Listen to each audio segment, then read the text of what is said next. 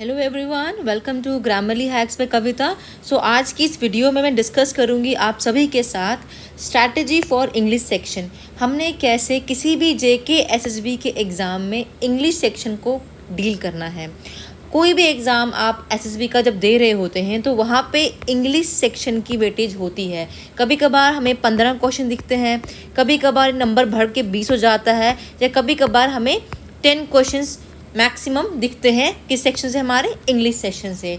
अब दिक्कत कहाँ पे आती है हम लोगों को, जो आज से पहले 2025 से पहले के एग्ज़ाम जितने भी हुए हैं वहाँ पे टॉपिक्स जो अभी आ रहे हैं, टॉपिक्स हर एग्ज़ाम में सेम है, लेकिन डिफरेंस आ रहा है क्वेश्चन को पूछने के तरीके में। डिफ़िकल्टी आ रही है लैंग्वेज को समझने में। ठीक है, तो कैसे डील करना है वो हम इस वीडियो के थ्रू सब कुछ समझेंगे। तो सबसे पहले इसको हम डिवाइड करते हैं 3 चीज़ों में। जब भी हम इंग्लिश की बात करेंगे तो इसको हम डिवाइड करेंगे 3 सेक्शंस में।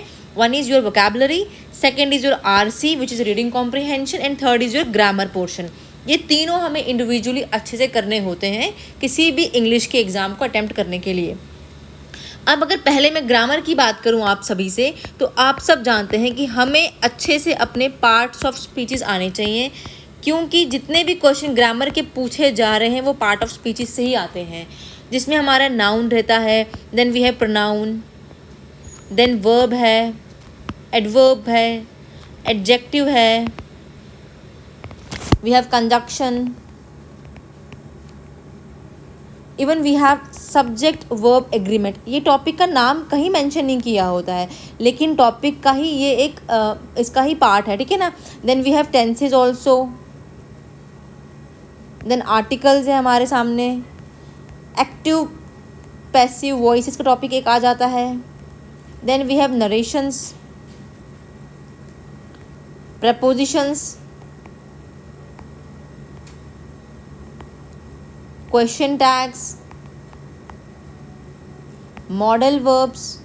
देखो वर्ब लिखा है तो मॉडल वर्ब भी हमें करने हैं। ठीक है ना। तो ये कुछ बेसिक से टॉपिक्स हैं जो हमें ग्रामर को स्ट्रॉन्ग करने के लिए करने पड़ते हैं। कभी कभार हमारा क्वेश्चन जो होता है वो प्रोनाउन से देखने को मिल जाता है एग्जाम में, कभी कभार वही क्वेश्चन वर्ब का होगा। देन यू हैव सीन कि आर्टिकल से भी एग्जाम में 2 या 3 क्वेश्चन देखने को हमें मिल जाते हैं। सेम विद प्रपोजिशन, हमें 2 क्वेश्चन देखने को मिल जाएंगे, कभी 3 भी हो सकते हैं वो question. Then same with narration, direct speech से कन्वर्ट करो इनडायरेक्ट में, या इनडायरेक्ट से करो डायरेक्ट में, तो इसके भी हमें क्वेश्चन दिख जाते हैं। देन एक्टिव पैसिव वॉइस के क्वेश्चन एग्जाम में दिख जाते हैं हमें। तो कहीं ना कहीं हमें ये सारे के सारे टॉपिक्स को ही कवर करना पड़ता है अपने ग्रामर सेक्शन में। अब करना कैसे है इसको हमने, जब भी हमको टॉपिक पढ़ते हैं, लाइक हम स्टार्ट करते हैं नाउन से। अगर ये नाउन हमारा 3 दिन का टॉपिक है, 2 दिन का टॉपिक रहता है क्लास में, तो उसके बाद हमें इस पर करनी होती है प्रैक्टिस। आपने नाउन पढ़ लिया, आपने टाइप्स पढ़ ली, लेकिन अगर आपने उस पर प्रैक्टिस नहीं किया, क्वेश्चंस को आपने फिलअप्स नहीं किए, उस पर आपने एरर्स नहीं किए, तो it's a waste of time.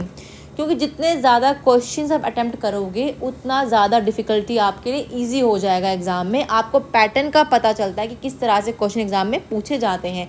Same with pronounce, topic से पढ़ना ही नहीं है, उसको समझना है और साथ ही में उसके ऊपर प्रैक्टिस करनी है डेली बेसिस पे। तो प्रैक्टिस के लिए एटलीस्ट आपको 1 आवर डेली का चाहिए। जब भी हम बात करें ग्रामर सेक्शन की, तो आपको दिन का अपना 1 आवर देना ही देना है ग्रामर को अच्छे से करने के लिए, और आपने हर एक टॉपिक को ऐसे ही करना है। अब यहाँ पर एक टॉपिक लिखा है मैंने, सब्जेक्ट वर्ब एग्रीमेंट। देखो इस टॉपिक को डायरेक्टली कहीं मेंशन नहीं किया होता है सिलेबस में आपके, लेकिन यहाँ से मैक्सिमम क्वेश्चन बन जाते हैं आपके एग्ज़ाम में, चाहे वो फिर वो फिलअप की फॉर्म में हो या एरर बेस्ड क्वेश्चन की फॉर्म में हो। यहाँ से आपके बहुत क्वेश्चन निकलते हैं। ठीक है ना। सेम विद आर्टिकल्स और सेम विद टेंसेज, ये भी काफ़ी ज़्यादा इम्पॉर्टेंट रहता है आपके एग्ज़ाम में। यहाँ से भी आपको बहुत सारे क्वेश्चंस एरर की फॉर्म में देखने को मिल जाते हैं। आजकल जो पैटर्न चल रहा है ना, वो आपसे क्या पूछते हैं, वो आपको क्वेश्चन के अंदर ही मतलब आप समझ सकते हैं इस चीज़ को। अगर मैं लिखती हूँ वर्ब, आपको पहले क्या होता है, सिंपल एरर के क्वेश्चन वर्ब से आ जाते थे या फिलअप आते थे, लेकिन आजकल क्या करते हैं वो लोग, वो आपसे डायरेक्टली वर्ब का ही पूछ लेंगे कि यहाँ पे ट्रांजिटिव वर्ब का यूज़ हुआ है कि नहीं हुआ है, यहाँ पे कौन सी वर्ब यूज़ हुई है। ठीक है ना। तो वो भी आपको ध्यान रखना है कि क्वेश्चन उस तरह से फ्रेम होके भी अब आ रहे हैं। इसीलिए आपको टाइप्स का अच्छे से पता होना चाहिए। अगर आप वर्ब पढ़ रहे हैं तो उसकी आपको हर एक टाइप्स का पता होना चाहिए क्वेश्चन को डील करने के लिए, ठीक है। सेम विद आपको ध्यान रखना है विद प्रपोजिशन टॉपिक के साथ भी, जितनी भी टाइप्स हैं प्रपोजिशंस की उनको भी आपको वैसे ही डील करना आना चाहिए एग्ज़ाम में, ठीक है। इसके अलावा एग्ज़ाम में क्वेश्चन देखने को जो मिलता है वो आपको पंक्चुएशन से भी मिलता है, ठीक है ना। तो इस टॉपिक को भी कर लेना।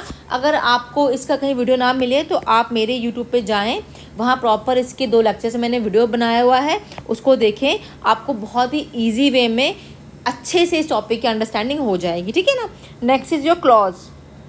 यहाँ से भी आपको एग्जाम में क्वेश्चन पूछे जाते हैं एंड देन दे में आस्क यू अबाउट, बताओ जी कौन सी क्लॉज का यूज़ हुआ है, वेदर ये एडजेक्टिव क्लॉज का यूज़ हुआ है, वर्बल क्लॉज का यूज़ हुआ है या नाउन क्लॉज का यूज़ हुआ है, ठीक है ना। तो आपको इसकी टाइप्स को भी अच्छे से कर लेना है, क्योंकि वो आपको इससे क्वेश्चन पूछते हैं एग्ज़ाम में, और एग्ज़ाम में यहाँ से भी आपको 1 या 2 क्वेश्चन देखने को ईजिली मिल जाते हैं, ठीक है ना।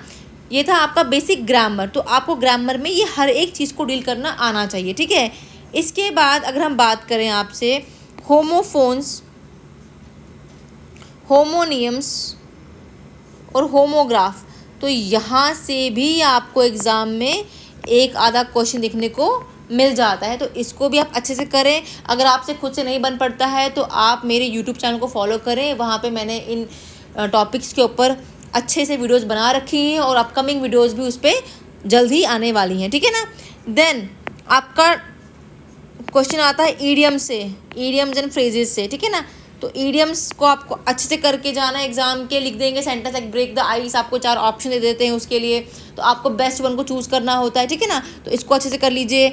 इसके अलावा आपको वोकैब पोर्शन को देखना है अपने अच्छे से। अब वोकैबलरी में क्या क्या रहता है आपको, ये आप सभी जानते हैं कि एंटोनियम्स आते हैं, सिनोनियम्स आते हैं। एंटोनियम्स के भी 2 क्वेश्चन दिखते हैं आपको और सिनोनियम्स के भी आपको 2 क्वेश्चन दिखते हैं एग्ज़ाम में। तो आपको इनको भी अच्छे से करना है एग्ज़ाम के लिए, ठीक है ना। अब इसको करने का तरीका क्या है, या तो आप रूट वर्ड से करें। देखो हर एक वर्ड लर्न करना तो हमारे बस की बात नहीं है, इट्स क्वाइट ऑब्वियस, लेकिन कुछ बेसिक रूट वर्ड जो रहते हैं 200 एटलीस्ट उनका आपको पता होना चाहिए। इसके अलावा आपको रीडिंग को अपनी एक हैबिट बना लेना चाहिए, बिकॉज जब तक ना आप रीडिंग करेंगे आपकी वोकैबुलरी स्ट्रांग नहीं होगी। कोई भी आर्टिकल पढ़ रहे हैं, न्यूज़पेपर की रीडिंग कर रहे हैं, कोई नॉवल पढ़ रहे हैं, कोई भी किताब पढ़ रहे हैं, अगर आपको कोई वर्ड ऐसा लग रहा है कि ये अलग वर्ड है या इसका मीनिंग आपको समझ नहीं आ रहा है, तो उसको आप नोट डाउन करें, उसको आप समझें क्या लिखा हुआ है और उसके ऊपर आप उसके एंटोनियम और सिनोनियम्स को भी साथ साथ में लिखते चलें। तो इस तरह से ये पोर्शन आपके लिए फिर ईजी हो जाएगा एग्ज़ाम में अटैम्प्ट करना, ठीक है। इसके अलावा आपको ध्यान रखना है एग्ज़ाम के लिए रीडिंग कॉम्प्रिहेंशन को, क्योंकि जेके एसएसबी के एग्ज़ाम में एक रीडिंग कॉम्प्रिहेंशन देखने को हमें मिल जाता है, जिसमें कभी कभार 3 ऑप्शंस दिए होते हैं, क्वेश्चंस दिए होते हैं, कभी कभार उनका नंबर बढ़ के 5 हो जाता है। उस 5 में भी एक आधा तो हमारा एंटोनियम और सिनोनियम से निकल के आ जाता है, ठीक है ना। तो ये रीडिंग कॉम्प्रिहेंशन भी कहाँ से आपका स्ट्रांग होगा, बाय रीडिंग। फिर वो आप आर्टिकल्स पढ़ लो, कोई नॉवल को पढ़ रहे हो, न्यूज़पेपर की रीडिंग कर रहे हो आप लोग, या आप कोई मूवी देखते हो इंग्लिश मूवी तो उसके सबटाइटल्स देखते हो आप, तो उस तरह से ये आप अपनी एक डेली हैबिट रखें कि आपने ऑलमोस्ट अपना 30 मिनट्स डेली के रीडिंग को देने हैं। 30 मिनट्स रीडिंग को देने हैं आपने और 30 मिनट्स आपने अपनी वो कैब को भी देने हैं, जिससे क्या होगा, दिन में अगर आप 10 वर्ड भी करके चलेंगे तो इट मीन्स आप खुद देख लीजिए महीने में आपके 300 वर्ड बन जाते हैं ईजिली। और आपको उनको हफ्ते के एक दिन आप संडे रख लीजिए, बेशक आपने संडे को उन चीज़ों को रिवाइज़ करना होता है। तो इंग्लिश में इतना कुछ डिफ़िकल्टी नहीं रहता है, इतना डिफ़िकल्ट नहीं होता, लेकिन उसको हम खुद डिफ़िकल्ट बना देते हैं बिकॉज वी लैक प्रैक्टिस। हम प्रैक्टिस करना नहीं चाहते हैं, ठीक है ना। तो इन शॉर्ट अगर मैं कहूँ, अगर आप डेली ग्रामर को अपना 1 आवर देंगे, वो कैब को आप 30 मिनट्स देंगे और आरसी को आप 30 मिनट्स देंगे, तो आपके लिए इजी हो जाता है। दिन के सिर्फ 2 घंटे निकालने हैं आपको, वो आप दिन के आप रात को पढ़ लें, सुबह कर लें या शाम को कर लें, वो आपकी मर्ज़ी है। सिर्फ 2 आवर्स देने हैं अपनी ज़िंदगी के आपने डेली बेसिस पर, और आपका इंग्लिश ईज़िली अच्छा हो जाएगा।